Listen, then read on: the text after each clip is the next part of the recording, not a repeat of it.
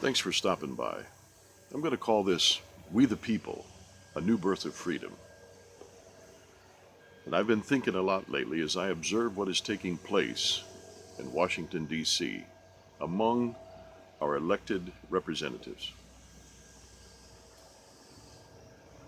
I'm convinced that if I searched every language under heaven to try to find the words, the language, the synonyms that could define and describe the cesspool that's in our nation's capital right now, I think I would come up empty handed. It is so detestable, it is so reprehensible, it is so toxic, it's sickening.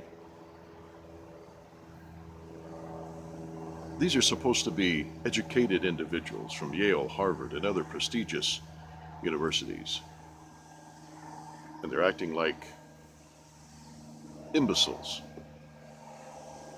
They're insane. I don't even know if a psychologist could describe insanity to the depth of what we see in Washington, D.C. among our elected officials.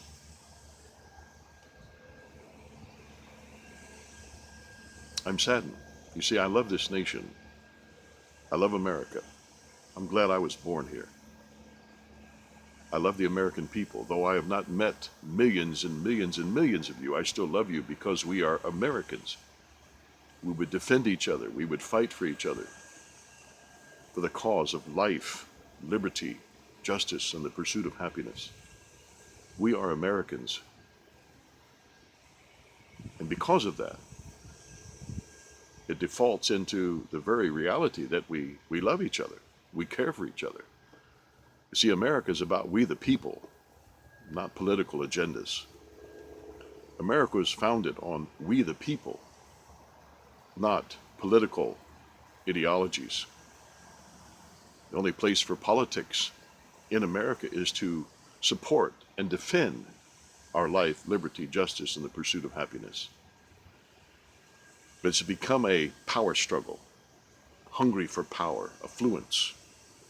The only freedom they want the American people to have is what they define. They want all the freedom to define yours.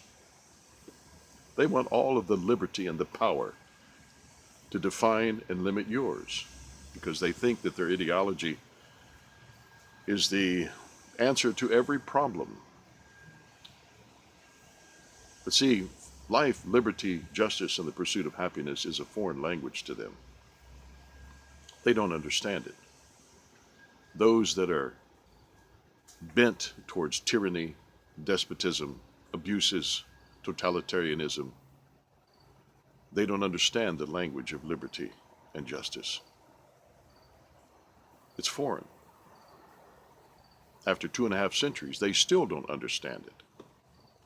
But you see, when our founding fathers drafted the Charter of Liberty, the Declaration of Independence, the Constitution, and the Bill of Rights, or the Law of Human Rights, these things were not defined by a Supreme Court, a Democrat, or a Republican political party. It was understood by the laws of nature, nature's God. For example,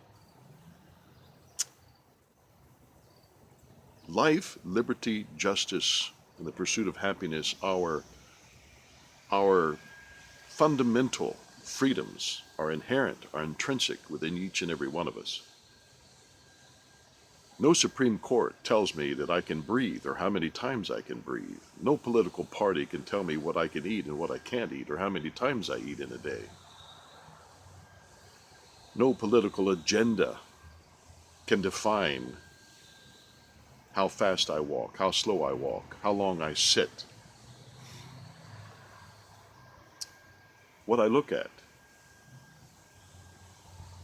These are inherent freedoms that I have. And the list goes on.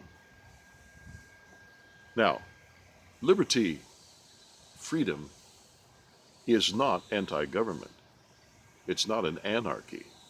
Because intrinsic within us, in our own biology, we have a governing power that's within us. We're born with it. For example, we get hungry, we eat. But if we eat the wrong thing or ingest something that is toxic or poisonous, it'll make us sick and even can kill us.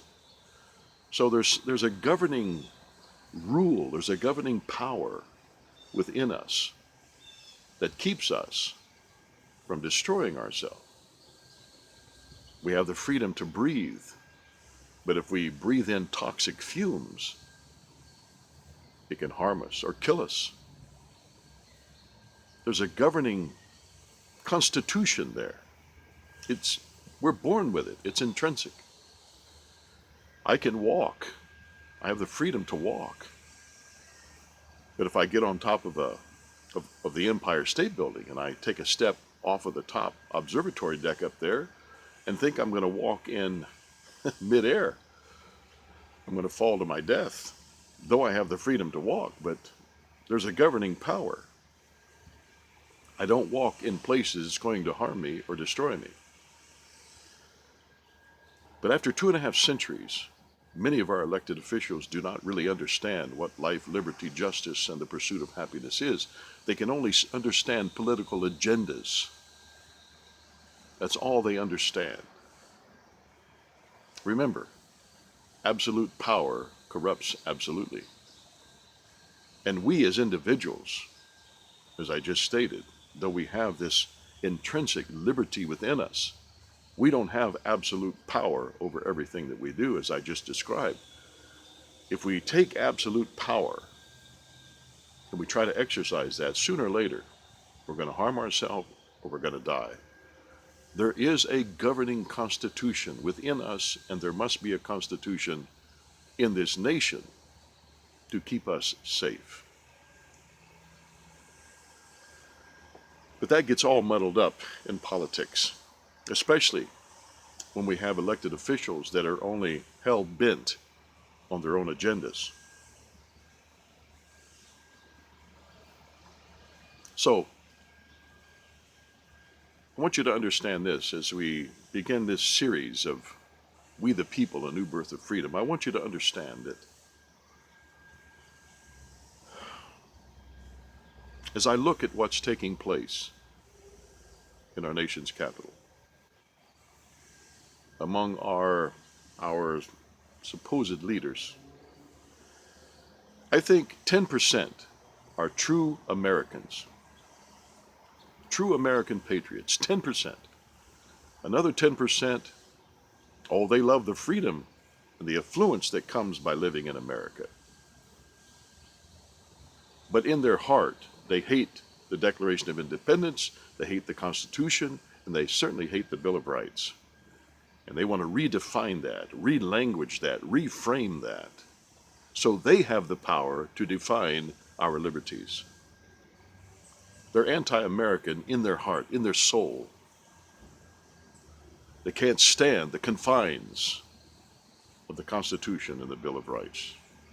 They want to redesign that, redefine it to some socialistic, totalitarian ideology. That's that other 10%. Then we have 80%. What do we do with the other 80%? Well, they wish they could be true American patriots. But because of political pressures and political party pressures, they're caught. They just don't have the backbone and the fortitude and the deep love for this nation and the American people to make a stand. So this is what we're looking at. 10% are true American patriots. They love this nation. They love the American people. They would die for you. I'm one of those. The other 10%, anti-Americans. They're wolves in sheep's clothing. The other 80%, they wish they could be American patriots. So just think about those things. And once again, thanks for stopping by, and look for future videos. Until then, we're Americans. We will protect our life, liberty, justice, and the pursuit of happiness. Thank you.